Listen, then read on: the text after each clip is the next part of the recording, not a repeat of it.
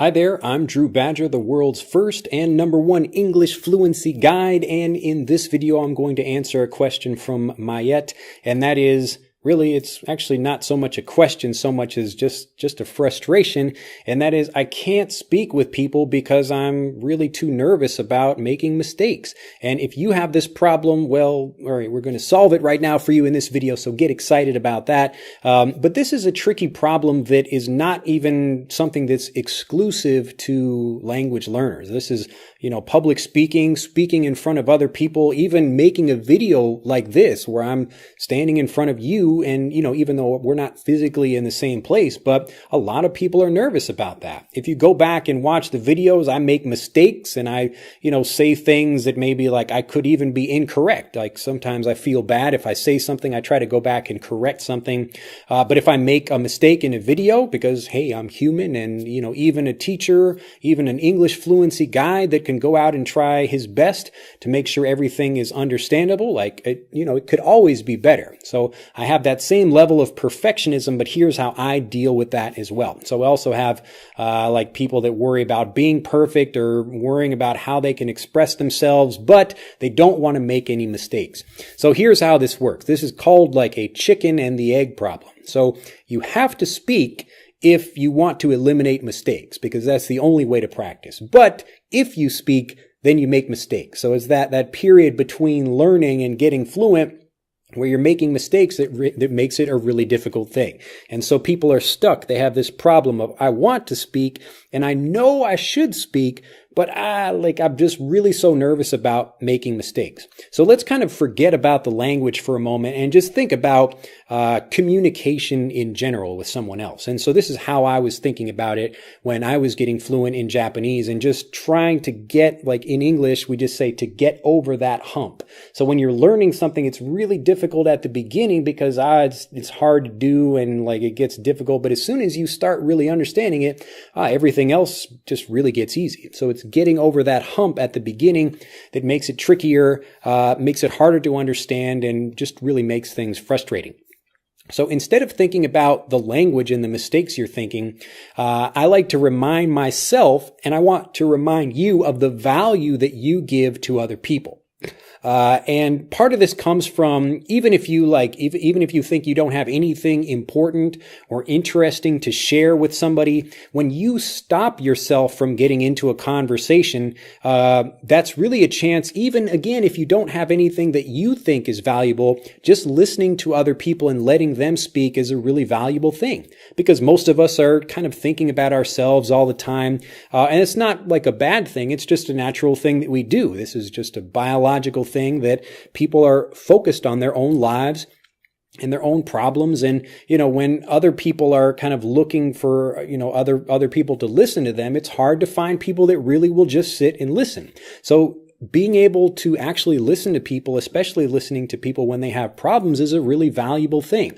So when you decide not to maybe sit down in a conversation or begin a conversation with someone because you're worried about the mistakes you might make, you're kind of focusing on yourself instead of taking the opportunity to give value to someone else. And that means you are actually valuable. So you become valuable when you can listen to other people because, again, most people are kind of thinking about themselves and want somebody else to listen to them.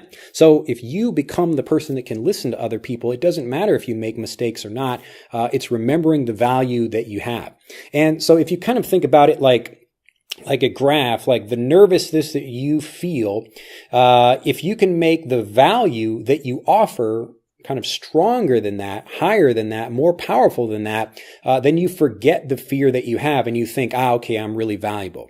So in the one of the guides that we offer learners is about how to speak confidently. And we talk about the different steps that you need to take in order to become a confident speaker. But I give the example of a person going into a burning building to save a child. Now, you might be fearful of that. Like fire is kind of a scary thing. But if you hear a child screaming in a building, you're going to run in there, and like the fear that you have is overpowered by the value that you can give. Or if you see somebody drowning in a pool, like you might have like a nice suit on or something, but you're going to forget about all of that. You're going to jump into the pool and try to help that person. And this is just how we think, because again, we're doing these kind of calculations in our mind about what's valuable, what we can contribute to other people. And if we think that maybe even if we're scared about something, if we can give more value, and receive something like more powerful than that, then that's what's going to cause us to take action. So this original problem of you have to speak in order to become fluent, and you have to develop that, and you need to make mistakes in order to do that. So this problem becomes solvable if you look at it in a logical way and just think like, wow, like if I get into a conversation with someone, I can really give a lot of value. And that value that I can give that other person, even if I'm just listening. So even if you don't speak very much, the first step is just to get into a conversation, to not be nervous about that, because you have value to give even if you don't say anything. So if you get into a conversation like, okay, I'm just going to like, this person looks kind of sad. Maybe my speaking ability isn't so great, but I can listen to that person and understand what they say and just think like, yeah, I'm here for you. I'm giving that other person value. And so beyond that, especially if you have something valuable to teach or to share with other people, then that's even better. That's even more value you can give to someone in a conversation.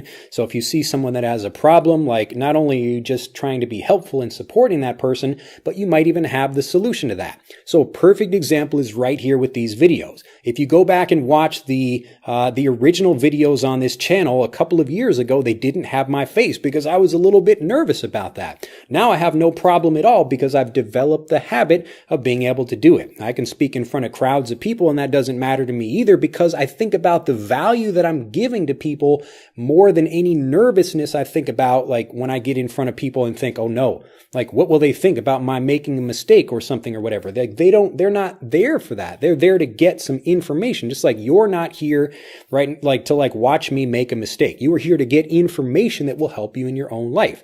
So if you think about that for yourself, for your own conversations, this is what's going to give you the excitement and really push you to get into the conversations. And the more you get into conversations, even if you just start with listening to people, then you'll begin to kind of say a few extra things, maybe say one or two more phrases, and over time you will develop the habit of being able to express yourself confidently.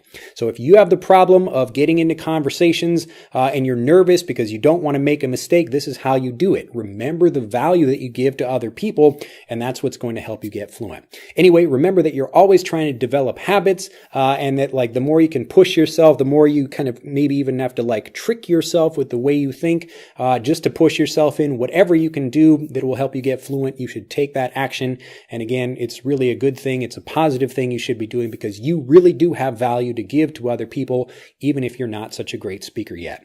Well, that's it for this video. If you have liked it, do click that like button, become a subscriber to the YouTube channel, and do share this with other people that you know maybe that they also struggle with these same problems of like, how do I think? How do I express myself? Because I'm nervous. If I make a mistake, other people will laugh at me, and like they're thinking about all those things. But if you remember the value, like any bad feeling that you might get from somebody laughing at you, there's much more value that you can give to the world and that you can receive as well just by listening to other people. So go out and practice. And if you have more problems with your confidence, you'd like to learn more about that, you can click on the link in this video to take our free English fluency quiz. It will tell you exactly what you need to do, the specific steps you need to take if you want to learn more about confidence, or if you'd like to improve your listening or improve your pronunciation, all of the different things you can help you with at EnglishAnyone.com. So click on the link in this video to take that free fluency quiz, and I will see you in the next video. Bye-bye.